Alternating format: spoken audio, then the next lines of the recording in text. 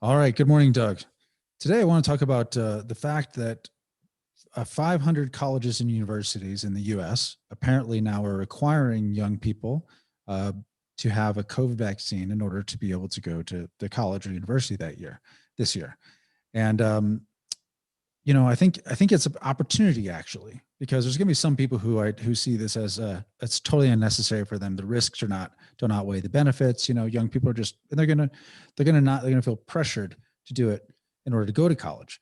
But like I said, I think it's a big opportunity, and instead maybe they could use this year in a much more constructive manner rather than going to college.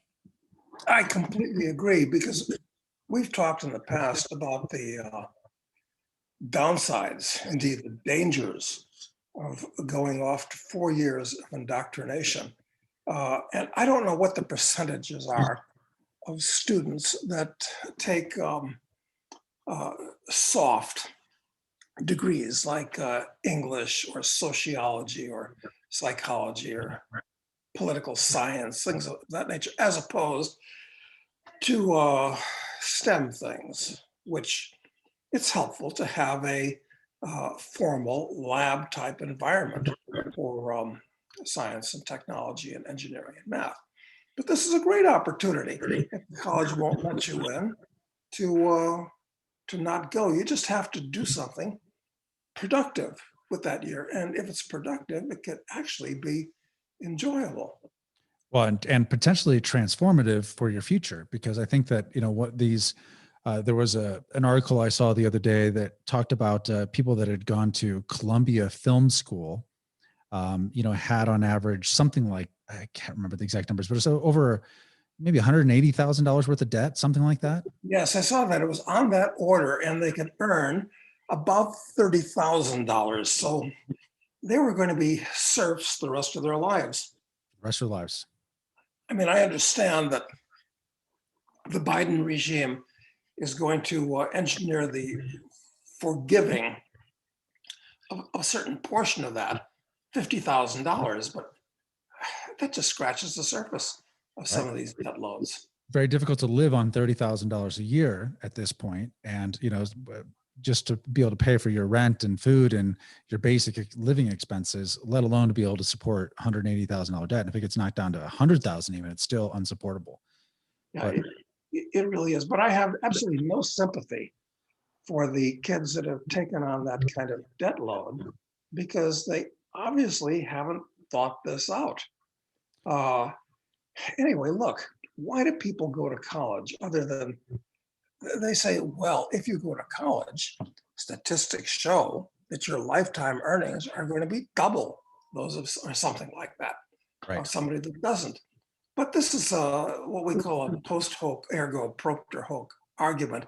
Maybe it's because the people that go to college, it's not because they go to college. Maybe it's because they have higher IQs and they're more upward mobile. And that's why they went to college. It's not the college itself that did this for them.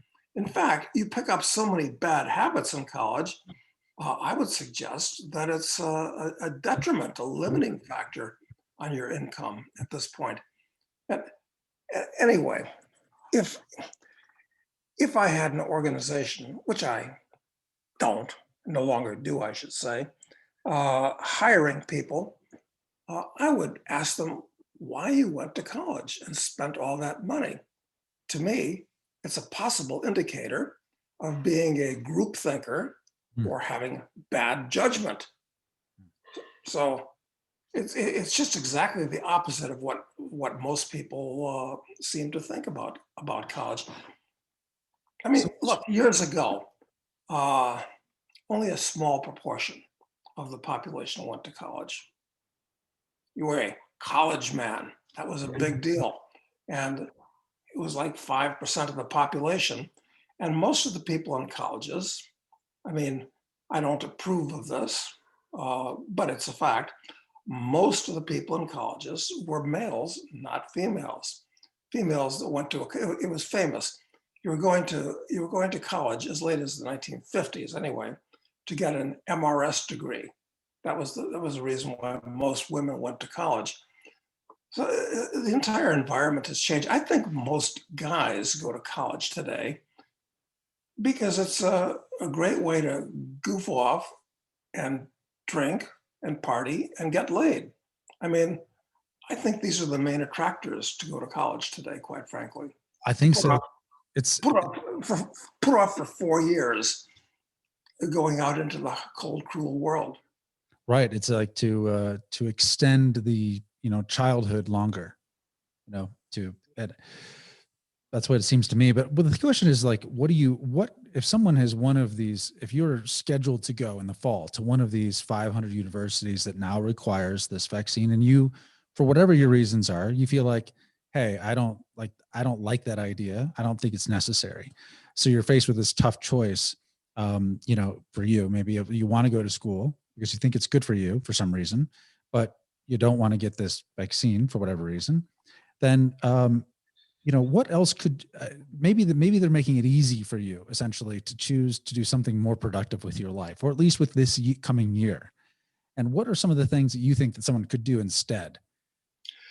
Okay, well, fortunately, another bright side that's come up on this, it would appear that the colleges that are requiring this are the most PC colleges in the most PC kind of states, California, New York, Massachusetts. So it rules out most of the Ivy League colleges and things of that nature, which are the most expensive ones and the most corrupt ones. Uh, but actually, the only colleges that are worth going to, if you want to go to college from another point of view, I've got to point this out, because having a Harvard or Yale or there's a dozen other degrees, they kind of impress people for historical reasons. So that's why you go to college, because those places draw smarter and richer, from richer families, students. So I can see the argument for going to those places, but let's forget about that because time is too valuable. And anyway, I'm not interested in shit that just is there to impress other people, quite frankly. I mean, I've never put a degree on my wall. I have, incidentally, in unpacking stuff in the course of this move, believe it or not, I found my eighth grade graduation degree. Really? Uh, yes, I mean, it turned out that they gave you one. I don't know if I have one too. Yeah. I they give found you mine one. recently as well, but mine wasn't as long ago. Okay, well, anyway, I found the thing and I was amused by it, and I can't find my high school graduation degree and my college degree. A buddy of mine that I stored some stuff with after I got out of college, because you know he said, "Hey, I found this thing. Here it is. Like 40 or 50 years he's had this thing in his attic." And I said, "Hey, I found this. You left it here with me." I mean, that's how much I cared about it. Well, maybe you should, I think you'd be more inclined to hang your eighth grade graduation than your university graduation diploma on your wall, I imagine. I suppose, but it would not that I care so much about what impressions people get, but I don't want to give anybody the wrong impression, quite frankly, that Hmm. I might possibly value these things. If they don't ask me and we don't discuss it, they might assume that I actually value this crap, which I don't. But what are you going to do if you don't want to take the shot? And I think it's a bad idea to take the shot because there's anecdotal evidence. How valid, I don't know, but it's potentially dangerous. And in addition to the fact, there's almost no risk whatsoever for young people anyway. So, why do something that may be risky that serves no useful purpose? So you got a great opportunity here. You got an excuse to delay going into the meat production line for at least another year. So what do you want to do at that time? Before this, we're talking for a couple of minutes, and I observed, I'll observe it again, that you're going to pay 50 to 100 grand after tax to go to school for a year. Okay. So that's a lot of money, especially since it's after tax. And what could you do at that time? Well, there's a real dearth of long distance truck drivers today. And when you're 18 and have a driver's license, if you apply, I think you can get the training that's necessary and be a long distance trucker. It pays very well, get some interesting experience, see parts of the country that you might not see. And they want young people because, old guys have trouble, humping the boxes around and stuff like that when they're loading and unloading and, changing tires when stuff like that. So that's a great opportunity. Get some experience, see the country, and put away some savings while you're thinking of what to do. And while you're driving your long distance truck, you could be listening to courses from the teaching company and learning much more than you would sitting in a college classroom. Seems like a huge win to me. I agree. And I think that people need to think, people who are college bound should think more radically about what their options are, because most people who are scheduled to go to university in the fall probably couldn't imagine doing something like being a long haul truck driver, that there would be, that they can't identify probably with themselves in that role. But I think that's a huge mistake. It's a huge mistake to classify certain jobs as not useful for you and others as appropriate for you. Because the fact is that actually there's a huge shortage of truck drivers. Just taking this job as an example, huge shortage right now. The pay is pretty damn good from what I understand for truck drivers. You could probably get trained for free and be driving and earning a lot of money, fairly quickly. And like you said, it creates a huge space where you can listen to teaching company courses or something else and learn along the way. But you'd actually learn an actual skill that's actually in high demand in the economy, something you won't get if you do if you get a sociology degree from even whatever university you can imagine. Yeah, yeah, exactly. And there are other things you can do too, like in the all these books that I'm unpacking now. One of them that I came up with, which is by my bedside right now, is called Cooking for Dummies. And that Dummies series of books is actually, whoever put it together did a nice job. They're well done on all the subjects that I've looked at. Anyway, so I've been going through this Cooking for Dummies books, and it's actually an excellent book that covers all the basics of cooking, from soup to nuts, from the just everything. And I'm thinking, okay, uh, you can try to teach yourself cooking. Good, that's good. But maybe you could go to the American Academy of Culinary Arts or something like that, and do that for 3 months and be qualified as an actual chef. I mean, not just flipping hamburgers on the weekend grill, Right. but an actual chef. Now, that is a valuable thing to have, regardless of if you ever use it or not. That's real valuable knowledge. It doesn't matter where you go. Everybody wants a competent chef in their survival group, kind of. Exactly. Yeah, and I think the fundamental difference between the things that you like, if you're going into college this fall, the fundamental difference between the opportunities that actually exist in the here and now and what you'd be doing in university is that the university stuff is all very abstract. Theoretically, you're going to learn about ideas, but actually, if you can think radically about the alternatives instead, you should think about the actual physical world and how things get done in the physical world, and how you can throw yourself into that to try and learn some of the actual skills that are required to do it. And personally, I come from a blue collar background. My family, does, but it's never been a big part of my life. But yeah, every time I'm around somebody who's a blue collar worker, who is actually quite experienced in their job, I'm deeply impressed. And I had, I have this RV, and the RV broke down on the side of the road in Montana in the mountains at one point, and I had to call a tow truck to tow this thing out. This is huge RV on windy mountain roads. And this tow truck driver, the skill required to do what he did to get that thing on it was seriously impressive. Like I was legitimately impressed by the skill that this guy showed in doing that. And I think that those of us who live in the world of ideas and those who are going to college almost essentially are living in the world of ideas more than anything else, miss out on on these actual skills that the real world needs. And I think we sort of discount them. We see them as beneath us, and it's a huge mistake. Totally correct. And what you just said reminds me of Eric Hoffer, who is one of my favorite people. We may have mentioned him in the past, but it's worth mentioning Eric Hoffer again. He wrote a book, which is actually a work of genius, called The True Believer. And it's really a good book. It's a gem, and short too.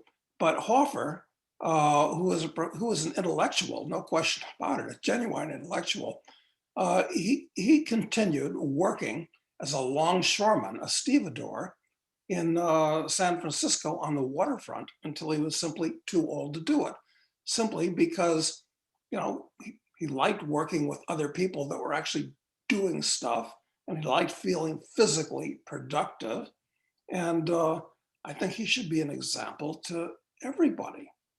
And who was your friend who was a Barry Goldwater speechwriter? Who was a Ah, that was Carl Hess. hmm, So he's an interesting example of this. Carl, in his early years, was kind of trotting the corporate path. I think he was he was coming up the ladder in IBM or something like that. And then something flipped, and he got into politics. And I think he's most famous for two things, at least two things. One is it was he that coined that line that got Goldwater into such trouble in the 1964 elections. It was extremism in the defense of virtue is no vice, and moderation. Uh, that line, I can't remember it. It was a great line, but if you Google Carl Hess and extremism in the defense, I'm sure it'll come up.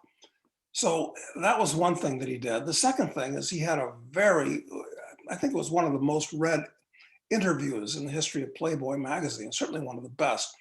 When, I don't know, does Playboy still publish interviews? They don't have newsstand magazines anymore. I don't even know.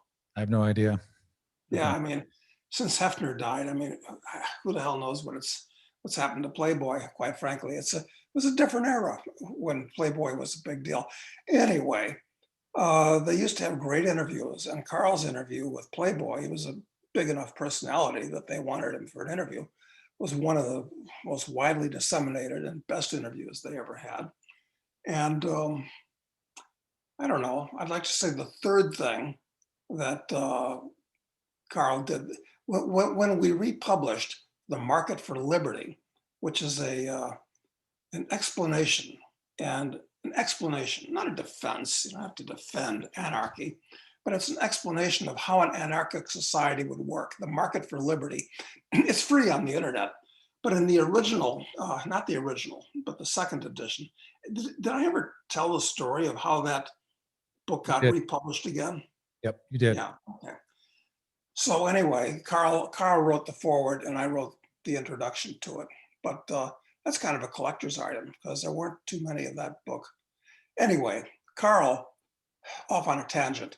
Carl became a welder, and for the last couple of decades of his life, if you ask Carl what he did, he said, "I'm a welder." Right.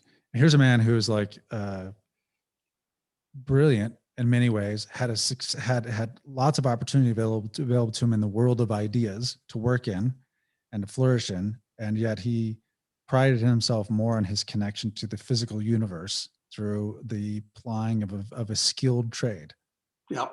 And And he was basically self-taught. He didn't go to a welder's school. I think he hooked up with a buddy who knew about this, and then he started learning from there. So right, and I that, think there's I think the more and more we're disconnected from the world of atoms and dumped into the world of ideas. I really think I think it clouds people's judgment in a dramatic way. And I think that some of these people, like you said, Hoffer and Carl, I think both of these guys are good examples of people who had been on both sides of the fence and understood the balance of the two. Because, but what are some other ideas that maybe people might pursue instead of this year? Just calling a mulligan on this year's college and going and doing something productive with their lives instead. Okay. What would be good? I mean,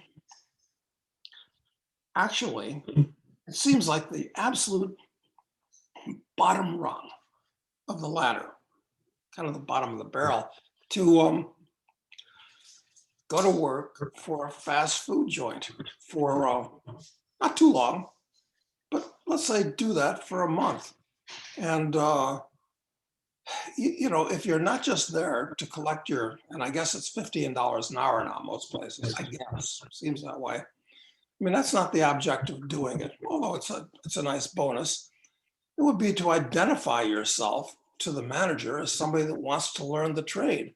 And I'd say, considering the kind of traffic and the kind of people that usually work at fast food joints, if you identify yourself to the manager as somebody that would like to help him make his business better, he'll be all over you. Now, you probably won't want to stay in that business, although people that earn McDonald's franchises regularly make many hundreds of thousands of dollars per year. I mean, that's right. Yeah. I didn't think of that as a specific example, but I think it's a good one. I was just thinking generally, it's just go and get a job, like a job that you would consider menial, like I guess working in fast food places is the epitome of this. And then learn what you can and distinguish yourself, as somebody who can be as effective as possible, as good as possible. And because I think most people, again, who are college bound, see those things as so beneath them that they never actually lean into and embrace them to see what can be learned from them. And I know those jobs were great for me as growing up. I know like they were fantastic for my learning. Yeah, and of course, one of the problems with getting a job like that is that, let's say you're a kid and you need the money, but usually you don't have anybody to mentor you and counsel you and say, instead of just showing up at the job and being a schlub and doing what you're told and getting the hell out of there, actually talk to the management who'd love to find somebody that wants to, be productive in advance. And you can learn so much. Mm-hmm. I think that basically apprenticing yourself to someone applies to anything. And I think that's the basic approach. And so it could be whether it's a fast food place or it's fine, a welder, down the street, some commercial welder, and saying, hey, I just would like to learn how to do this. Like you can, it could be an interest. And this is nothing new because, I remember when I was just out of college and I was a hot rodder and I used to do a lot of stuff with cars. And I'd just taken apart the top end of the engine on my GT350 and put it back together again successfully after having the valves ground. And so anyway, I drove into this one gas station in northern Indiana. I was talking to the guy that ran it. I don't know how we. And he said, "Look, I've got I've got this Chrysler over here, and the guy really needs X, Y, Z. I forget what it was. Do you want to do it?" And I thought about it. And the reason I didn't say, let me do it, is I didn't feel like I had enough experience that I could go into somebody else's shop. I mean, he thought I was, I was obviously a bright kid and I'd obviously done some stuff and knew some stuff. But the reason I didn't take on that task was because I was afraid that I didn't know enough and I might screw something up and, everybody'd be unhappy with me and all that. So that was just like a bridge too far, too big a step at that time. But those things are there. I mean, when my younger brother, he worked in a car shop because he was constantly, he was trying to build his car, and then, you know, he didn't have much money. This was in high school and when he was going to college.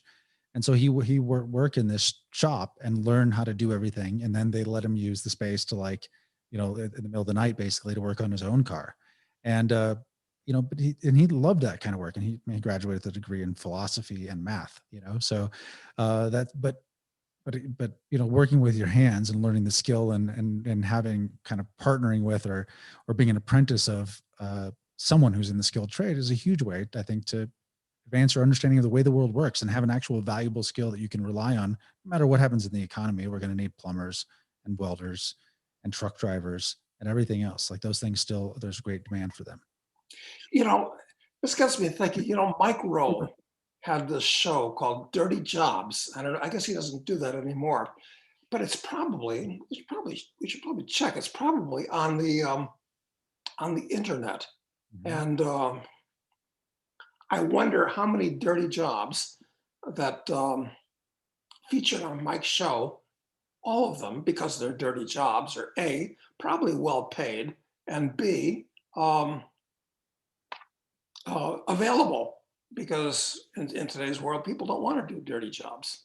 Right. And that's because we've become a world that's oriented towards status over all of the things. And for some reason, these jobs, these dirty jobs, are low status jobs. And so, you know, people who are, you know, smart and who are ambitious can't even imagine, you know, having anything to do with this type of work generally. And I think it's a giant mistake. And Micro has actually, he's I think he's done a good job of trying to put, like, the skilled trades into the educational sphere, so that people start looking at these things, and understanding that not everyone should be going to college, and some of them should be doing these things instead. But I still don't, for the most part, I don't often hear of people who are college bound considering doing anything other than basically, you know, marking time at a university and then hoping, you know, for a good job when they graduate. Yeah, or worse, it's something like 10 to 15% of college graduates choose to go off to grad school, which is just delaying your birth into the real world even more, where you can pick up even more unsound thoughts and generally bad habits. So it's not good. No, and I think the other thing is that you've talked about this, the misallocation of time and money, those two things together. And the years between 18 and 25, you have enormous amounts of energy, you have very little to lose. You know, you can, and people are um, pretty open to somebody who is like, I mean, older people who might apprentice you are open to trying to help you in a way that they won't be when you're 30. You know, when you've got some master's degree in some gender studies or something, like, they're just not going to be, it's not going to be the same thing. And so, Exactly correct. Yeah, these are golden years, and frankly, nobody explains this to the average kid. Maybe if you got a really great dad or a great uncle or maybe a great neighbor or something like that. But that's actually surprisingly unusual that anybody actually explains this stuff to you. right, I mean, everyone needs an Uncle Maurice. yes, they do. They all need an Uncle Maurice. That's quite correct. And I appreciate the plug for the novels, Yes. actually. Let me finish that plug. In case you don't know, Doug has a series of novels, among other books he's written, but a series of novels that feature, among one of the characters, an Uncle Maurice, who is a sort of guiding force in the hero's life in these books. And so, the first one is called Speculator. Second one is Drug Lord, and the most recent one is called Assassin. And if you haven't read them, I encourage you to get them, because you'll enjoy them. Yeah, thank you very much. And they're full of dealing with important philosophical issues in the process of having grand adventures. Yes, So I'd call them almost mind viruses. They definitely kind of drop in these little ideas that are sort of hidden in the fictional context of the story, and they grow over time. So they're really great. So yeah, in any case, The big thing, I think the point we're trying to make today is that if you are college bound or know someone who's college bound, no one is going to judge you as a student if this year you don't go to college, because, you know, everyone's still, all the COVID hysteria that's out there. No one's going to judge you if you don't go.